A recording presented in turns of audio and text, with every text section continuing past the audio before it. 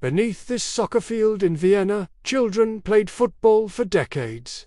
They never knew that 2 meters below their feet, 150 young men lay in a forgotten mass grave, their skulls cleaved open, spears still lodged in their bones.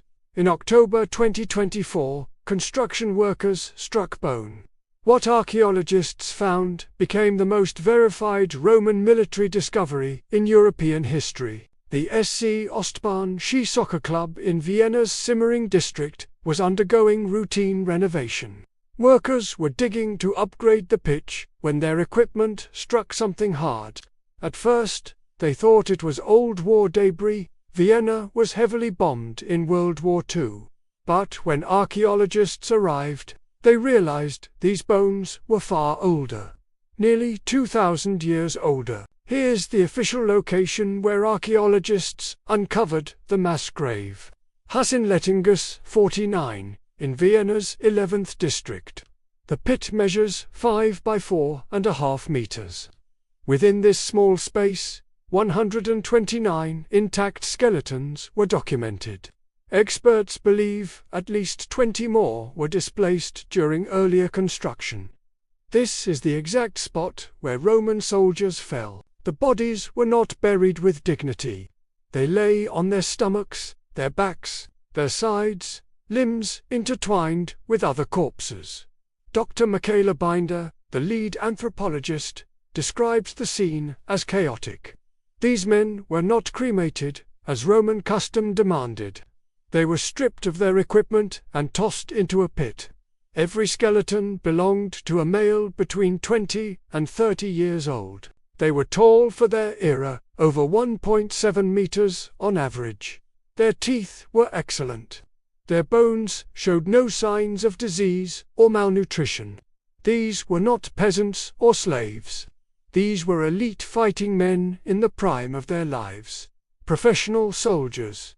But their final moments were brutal.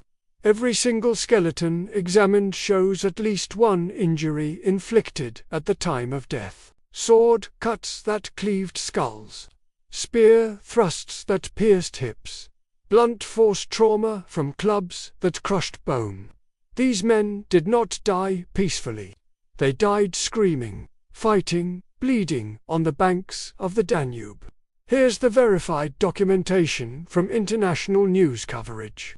Look at this image. A human skull with a deep gash across the cranium. A sword blow powerful enough to cleave bone. Professor David Potter from the University of Michigan examined the evidence and concluded, quote, "The other side had a lot of big clubs." End quote. This was organized slaughter. To understand what happened here, we must travel back to the 1st century AD. The Danube River marked Rome's northern frontier, 1,000 miles of border separating civilization from barbarism. Beyond the river lived the Germanic tribes, the Marcomanni, the Quadi, the Sarmatians. They watched, they waited, and when winter froze the river solid, they crossed. In the winter of 85 AD, Dacian King Durus launched a massive invasion across the frozen Danube. Roman governor Oppius Sabinus was killed. An entire legion, the 5th Alade, was annihilated. The eagle standard was captured. Rome's prestige was shattered. Emperor Domitian sent army after army into the darkness beyond the river. Most never returned. In 92 AD, the unthinkable happened. Germanic tribes, allied with Sarmatian cavalry, crossed into Pannonia and destroyed an entire Roman legion. The historian Tacitus wrote, and I quote, "It was no longer the frontier and the Danube line that were in question, but the permanent quarters of the legions and the maintenance of the empire." Vienna's archaeologists believe the mass grave dates to this catastrophe. Carbon-14 dating places the grave between 80 and 130 AD. The military equipment, the Pugio daggers, the scale armor, the helmet fragments, matches the late 1st century. Vienna's head archaeologist, Christina Adler-Wolfel, states this is the first material evidence of the Germanic wars fought by Emperor Domitian. The dates align perfectly. Here's the official announcement from the Wien Museum, published April 2nd, 2025. Scroll down, and you can see the military dagger they recovered. X-ray analysis reveals silver wire inlays inside the scabbard, a decorative technique used exclusively by Roman soldiers. This is not speculation. This is documented, verified, official evidence of Roman military presence. But here is the mystery that keeps archaeologists awake at night. Only one of the 150 bodies has been confirmed as a Roman soldier. Who are the other 149?